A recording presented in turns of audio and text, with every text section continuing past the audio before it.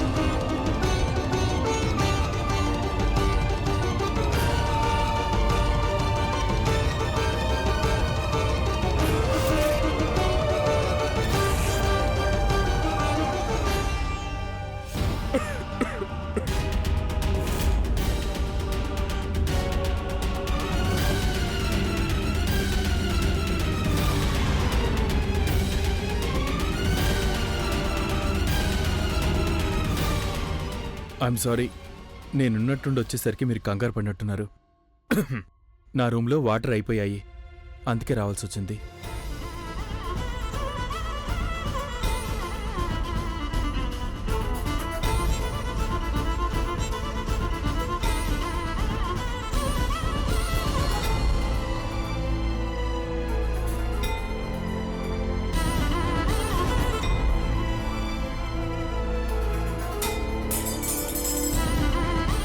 ఇతను నాకెప్పుడు దగ్గరగా వచ్చినా ఎందుకు నాకింత కంగారుగా ఉంటుంది? ఉండండి, నేను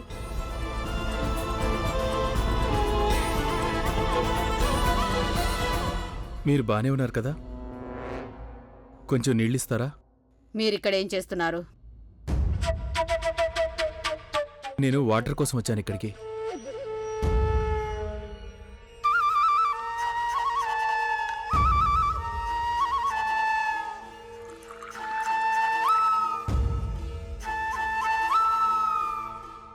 ఇంట్లో చాలా మంది నౌకర్లున్నారు.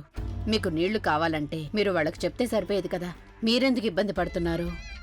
మా ఇళ్లల్లో మగవాళ్ళు వంటగదిలోకి రాకూడదు, బయట పనులు చూసుకుంటారు.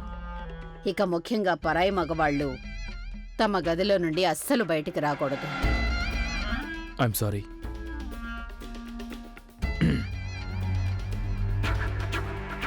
గంగా, నీ పని అయిపోయిందంటే నువ్వందరికీ భోజనం వడ్డించు. నీకు తెలుసు కదా, అర్ధరాత్రి నుండి ఉపవాసం మొదలు పెట్టాలి నువ్వు.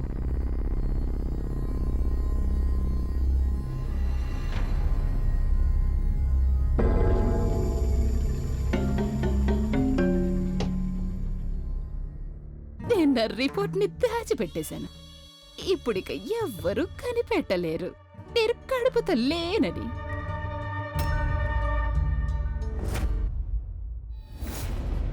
లేదు లేదు లేదు, తనేవి వినకూడదు, లేకపోతే ఇప్పుడు గొడవ చేస్తుంది. అమ్మ మీకోసం ఏవో ప్రత్యేకమైన మందులు తెప్పించింది. పాలలో కలిపాను, తాగండి. ఇది మీ బిడ్డకి చాలా మంచిదని చెప్పింది. చాలా చాలా ధన్యవాదాలు వదినా. అబ్బ, నాకు చాలా నీరసంగా ఉంది. ఆ. ప్రియా వదినా, అదేంటంటే ఈ మధ్య నాకు చాలా నీరసంగా అనిపిస్తోంది. అందుకని దీంతో పాటు తినడానికి కూడా ఏదైనా తీసుకొస్తావా? నాదే ఉంది, నేను ఆకలితో కూడా ఉండిపోగలను. కానీ వీడి కోసం అయితే మంచి భోజనం చాలా అవసరం కదా.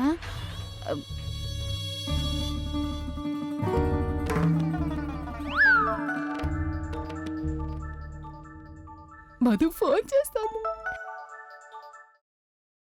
మధు, ఏంటి సంగతి? ఏంటి? అత్తగారు నిన్ను ఏడిపిస్తోందా? అంతేనా, లేక ప్రాణాలు తెస్తోందా? అరే, నా దగ్గర అయితే చాలా మంచి ఫార్ములా ఉంది. నేను కడుపుతో ఉన్నానని అబద్ధం చెప్పారు కదా, అలాగే నువ్వు కూడా చెప్పే. అయ్యో, నేను చెప్తున్నాను కదా, 3-4 నెలలు నువ్వు చాలా ప్రశాంతంగా గడిపేయచ్చు. అస్సలు ఊహించనే లేవు తెలుసా.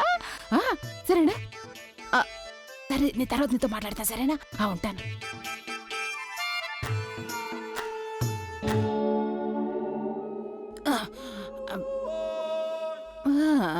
ఇదిగో వదినా, డ్రై ఫ్రూట్స్ కలిపి తెచ్చాను. తాగుతాను. చాలా చాలా ధన్యవాదాలు. నాకెందుకో జ్యోతి వదిన ప్రవర్తన విచిత్రంగా అనిపిస్తోంది. విషయం ఏంటో నేను ఖచ్చితంగా తెలుసుకోవాల్సిందే. అమ్మా గంగా, పాయసం కూడా పెట్టేయమ్మా. అలాగే కాస్త త్వరగా కానివ్వు. వీళ్ళ తర్వాత మనం ఆడవాళ్ళం కూడా తినాలి కదా.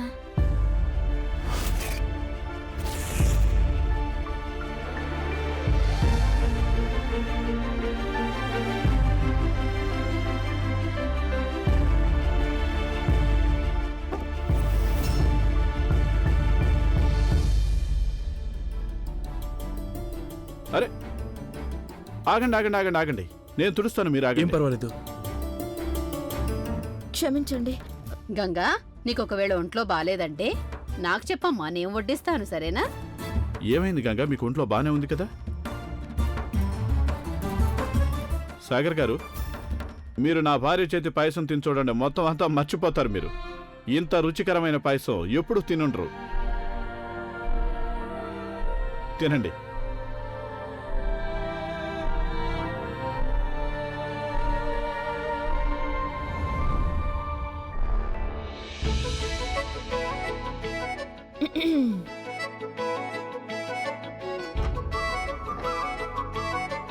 అరే గంగా, ఒక్క నిమిషం.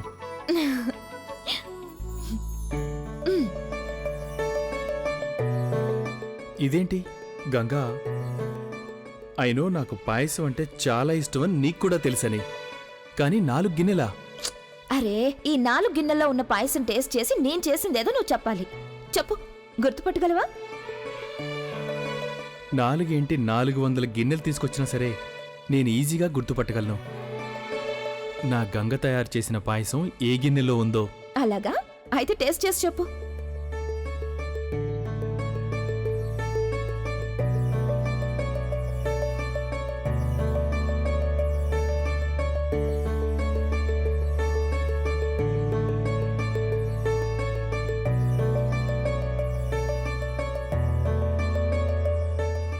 ఇది లాస్ట్.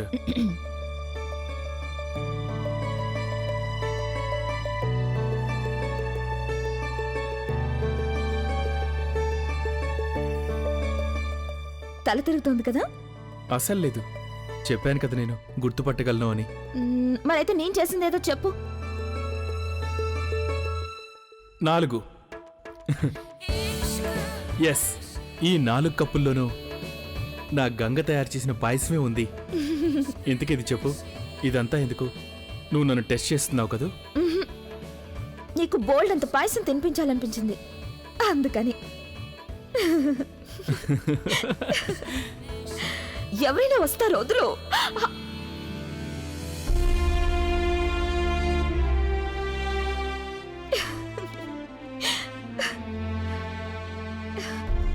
చూసావా, నీ మనసు కూడా నేను నీ దగ్గరే ఉండాలని కోరుకుంటుంది. ఇక నీ కళ్ళు జీవితాంతం నేను సాగర్ దగ్గర ఇలాగే బందీగా ఉండిపోతే ఎంత బావుండు అని అనుకుంటున్నాయి.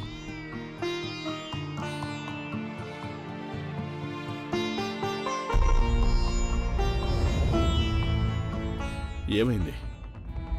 ఏం ఆలోచిస్తున్నారు? అరే పాయసం తినండి. అది నాకు కొన్ని పాత విషయాలు గుర్తొచ్చాయంతే. ఏం పర్వాలేదు, పాయసం తినండి. అదేంటంటే ఒకవేళ పాయసం చల్లారిపోయిందంటే అదంత రుచిగా అనిపించదు.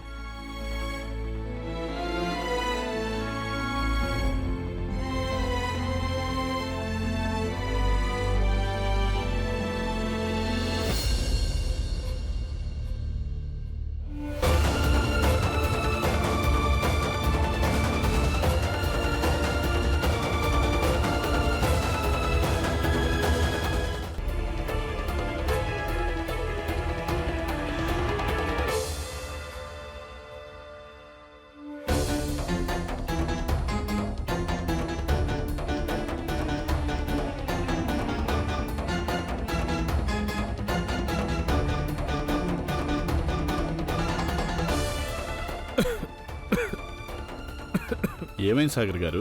లేదు, ఏం లేదు.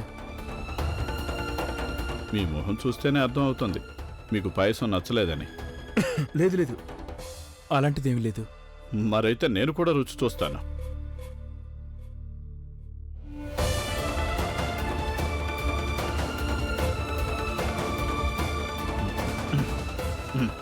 గంగా, ఈ పాయసంలో ఉప్పు ఉంది.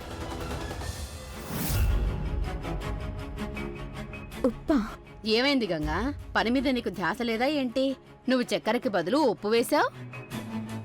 ఏం పర్వాలేదులేమ్మా, అప్పుడప్పుడు పొరపాటు జరుగుతుంది. తెలియకుండా ఉప్పేసి ఉంటుంది.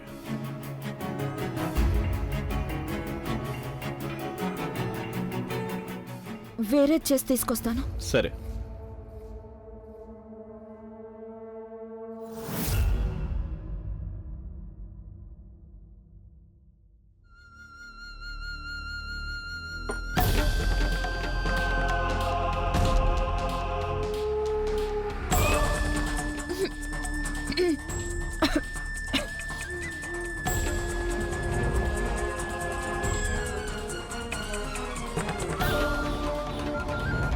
ఉప్పున్న పాయసం కూడా ఏం మాట్లాడకుండా ఎందుకు తిన్నాడు అతను?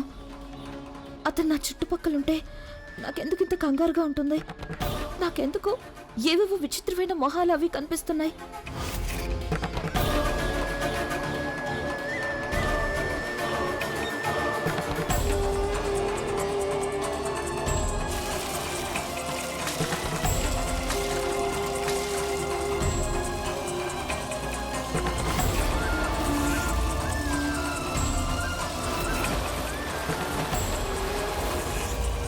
గంగా గంగా గంగా గంగా గంగా గంగా గంగా గంగా గంగా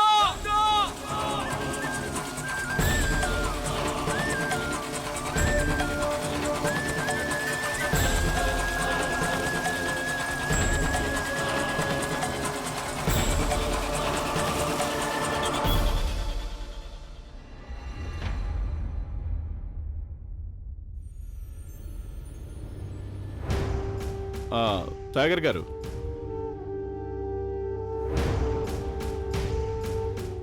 ఉప్పున్న పాయసం ఎందుకు తిన్నాను నేను? అందులో నాకు తెలిసిన రుచిని ఎందుకు వెతుకుతున్నాను? ఈ పాయసం నా గంగ చేత్తో చేసిన పాయసం కాకపోయినా అలా ఎందుకు అనిపించింది? మనిద్దరినీ కాలం వేరు చేసింది గంగా. కానీ చూస్తూ ఉండు, కాలమే నన్ను నీ దగ్గరికి తీసుకొస్తుంది. ఇప్పుడు నేను ఆ సమయం కోసం ఎదురు చూస్తున్నాను. నువ్వు నాతో పాటు నా దగ్గరే ఉండే సమయం కోసం.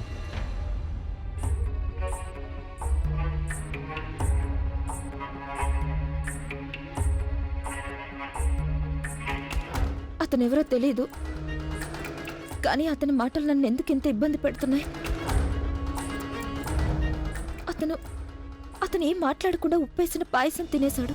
అతని చేతికున్న ఆ ఉంగరం, ఆ ఉంగరానికి నాకు అసలు ఏంటి సంబంధం?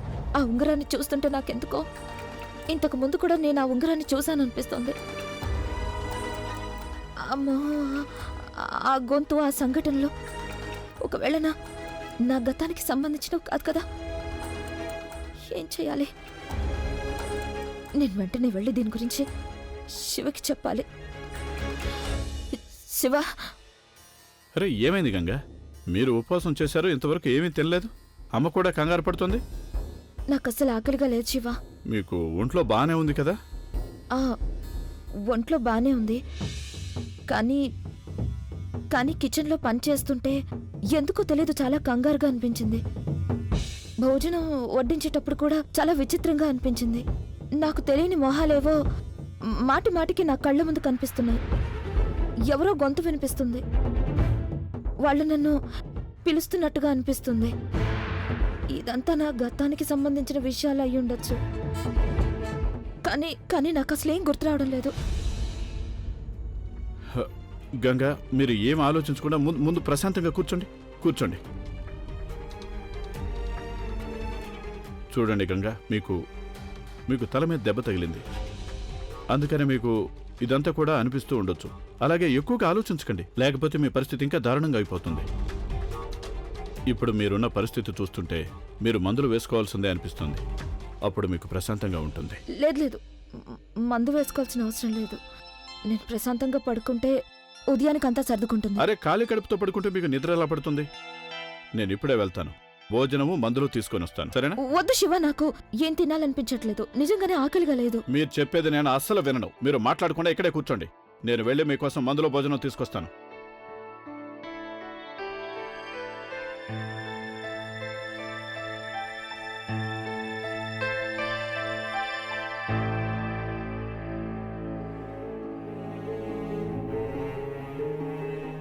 నీ ఎదురు చూపు ఏదో ఒకరోజు అంతమవుతుంది బాబు, కానీ నువ్వు దీనికి ఒక పరీక్ష ఎదుర్కోవాల్సి ఉంటుంది. సాధువు నా ఎదురుచూపులు అంతమవుతాయని చెప్పారు. తప్పిపోయిన మీ భార్యని, అలాగే తప్పిపోయిన మీ కూతుర్ని వెతికి తీసుకొచ్చే వరకు నేను ప్రశాంతంగా నిద్రపోలేను. శివ కూడా చెప్పారు గంగని వెతకడానికి నాకు సాయం చేస్తారని.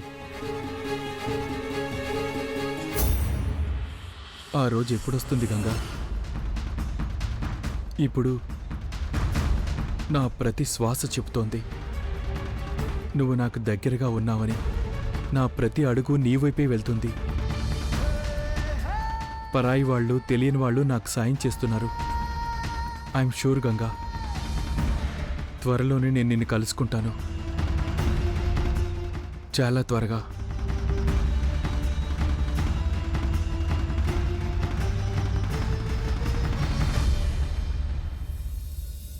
త్వరగా లేవండి, భోజనం చేయండి, రండి. అరే, నువ్వెందుకు భోజనం తీసుకొచ్చావు? అరే, ఇలా రండి గంగా, మీరు ప్రశాంతంగా కూర్చోండి. అదేంటంటే మిమ్మల్ని చూసుకోవడం నాకు బాగా నచ్చుతుంది. ఇదిగోండి. నాకు నిజంగానే ఆకలిగా లేదు. గంగా, నేను చెప్తున్నాను కదా, మాట్లాడకుండా భోంచేయండి. ముందు భోజనం చేయండి, తర్వాత మందులు వేసుకోండి. ఖాళీ కడుపుతో ఎవరో మందులు వేసుకోరు. తినండి, తినండి, నోరు తెరవండి.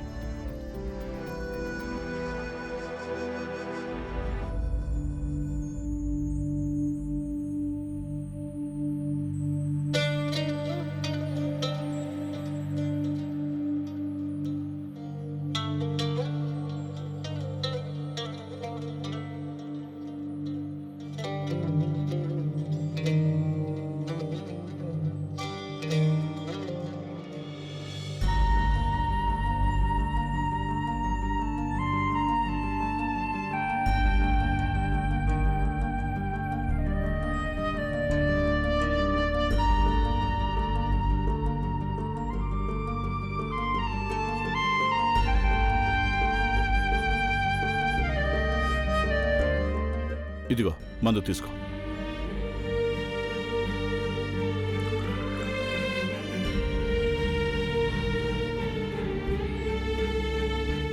శివ తన భార్యని చాలా చక్కగా చూసుకుంటాడు, ఎంతో ఆలోచిస్తాడు తన గురించి. శివలాంటి భర్త దొరికినందుకు ఈ అమ్మాయి చాలా అదృష్టవంతురాలు. ఇక మీరు ప్రశాంతంగా పడుకోండి, ఉదయానికల్లా నయమైపోతుంది. నేను వెళ్ళి అమ్మని కలిసి వస్తాను, సరేనా?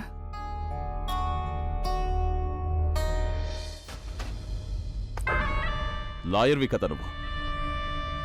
ఎలాగైనా సరే నా పని పూర్తి కావాల్సిందే. నేను తయారు చేసిన వీలునామాని అసలైందిగా నిరూపించి, నాన్నగారు రాసిన వీలునామా అబద్ధమని నిరూపించే బాధ్యత నీదే. శివకి ఈ ఆస్తిలో అసలు ఒక్క రూపాయి కూడా దక్కడానికి వీల్లేదు. అర్థమైందా చెప్పింది? ఆఫీసు నుంచి కొన్ని పేపర్లు తీసుకొచ్చాను. ఇప్పుడు నీకు ఎలాంటి సమస్య ఉండదు కదా?